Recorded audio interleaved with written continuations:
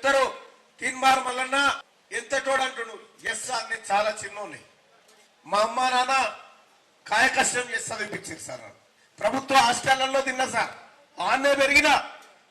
నేను చదువుకుంటూ ఫీజుల కోసం ఛాయ్ అమ్ముకున్నా సార్ రోడ్ల మీద నేను తప్పు చేయలే నేను దొంగతనం చేయలేదు సార్ ఈ రకంగా నన్ను అనేకమైనటువంటి ఇబ్బందులకు గురి చేస్తూ ఉంటే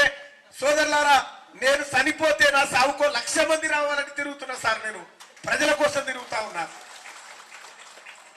ఇలా కేసీఆర్ ఒకటే కేటీఆర్ ఒకటే తీన్మార్ మల్లన్న మా ప్రభుత్వాన్ని కూలగొట్టే దాంట్లో ఉన్నాడు మా ప్రభుత్వం అవినీతి అంతా బయట పెట్టింది కాబట్టి మల్లన్న రావద్దని చెప్తా ఉన్నారు అన్నా ఒకటి చెప్తా ఉన్నా కాంగ్రెస్ పార్టీ నాకు అవకాశం ఇవ్వచ్చు వామపక్షాలు 24 సంఘాలు మద్దతు ఇవ్వచ్చు అన్న పట్టభద్రులారా